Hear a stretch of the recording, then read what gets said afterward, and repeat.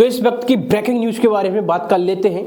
अविनाश ने विवियन को नॉमिनेट किया है साथियों। जी हां, आपने सही सुना, अविनाश ने विवियन को नॉमिनेट कर दिया है, जो कि बहुत बड़ी बात है। आखिर ये है क्या? आखिर धोखा है या फिर कोई गेम प्लान? अविनाश क्या कोई गेम खेल रहा है या अविनाश ने सच में विवियन को धोखा दिया है? आइए बात करते हैं इसी टॉपिक पे, लेकिन सबसे पहले चैनल को सब्सक्राइब जरूर कर दीजिए साथियों। आपका सपोर्ट ही मुझे हाई लेवल तक लेके जाता है, मुझे प्रेरणा देता है वीडियो बनाने के लिए। तो चलिए बात करते हैं साथियों। सबसे फराह खान जिस तरीके से आती हैं और पूरे शो में एक ही बात कहती है, करण का शो, करण का शो, यानी करण करण किसी का नाम ही नहीं आ रहा था शो के अंदर। और बात भी सही है, क्योंकि सब लोग एक साइड में थे, करण अकेला था, तो कहीं ना कहीं करण का शो तो होना ही है। और फराह खान ने इस चीज के लिए ज्यादा किया था, तो कहीं ना कहीं वो मिर्ची लगी किसको? अविनाश को, कि यार अब मैं भी यहाँ गेम प्लान इतना दिमाग से खेल रहा हूँ और मेरा कुछ नहीं हो रहा है, तो ऐसे कैसे काम चलेगा? सिर्फ करण ही करण का नाम हो रहा है। मैंने लड़ाइयां भी लड़ ली, बहुत सारे काम कर लिए। हमने देखा साथियों, फराह खान बहुत ज्यादा सपोर्ट में नजर आई थी करण के में, और यही चीज बहुत ज्यादा भारी हुई थी।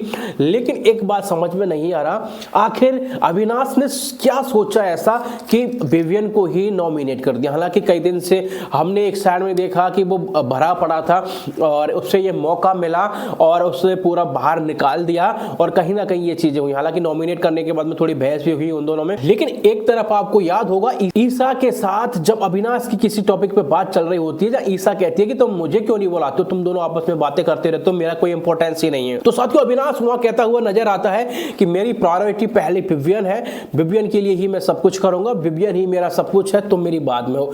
तो जब विवियन उसका सब कुछ है, तो फिर किस आधार पे उसने विवियन को ही नॉमिनेट कर दिया? ये बात सबसे बड़ी बात है, क्योंकि यहां साथियों अगर देखा जाए, जो ईसा से उसने कही थी बात, वो बिल्कुल रियल कही थी। लेकिन अब जो हुआ है, उसके माइंड में चल रहा है गेम प्लान।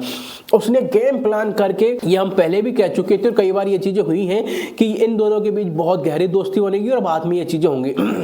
एक कुछ लोग ये भी कह रहे हैं कि ये आस्तीन का सांप है अविनाश, जिसने असली रूप दिखा दिया है। कई बार मुझे भी ये चीजें लगती हैं, लेकिन मुझे ज्यादा ये लग रहा है गेम प्लान, क्योंकि सलमान खान भी कह चुके हैं अविनाश से एक बार कि अविनाश तुम दिमाग से मत सोचो, दिल से गेम खेलो, दिल से खेलो, यहाँ प्लान मत बनाओ, प्लान कामयाब नहीं होंगे इस गेम में, क्योंकि ये जो गेम है एक रिश्तों का है, एक घर का है, एक परिवार का गेम है। तो यहाँ दिमाग को तो तुम साइड में रखो और दिल से काम लो। ये बहुत सारी चीजें समझाई थी, लेकिन अविनाश के वो चीज दिमाग में नहीं बैठी और आखिर में वो क्या नॉमिनेट कर ही देता है गेम के चक्कर में विवियन को। क्या इसका ये प्लान कामयाब होगा जिस तरीके से इसने किया है? मुझे नहीं लगता कि इसका ये प्लान कामयाब होगा।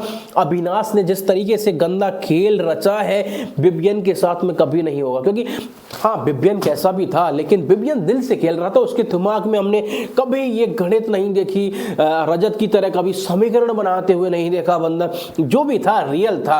हालांकि घर में लोग कहते हैं कि उसने फिल्टर लगा रखे, वो एक्टिंग कर रहा है, लेकिन मुझे विवियन की एक्टिंग बिल्कुल नहीं लगी। लेकिन अविनाश जिस तरीके से कर रहा है, ये तो बिल्कुल साबित हो चुका है कि वो एक्टिंग ही कर रहा है और पूरा दिमाग से गेम प्लान यहां पर कर रहा है। तो यहां हम देखा जाए तो उसने गेम प्लान भी किया है और धोखा भी दिया है विवियन को।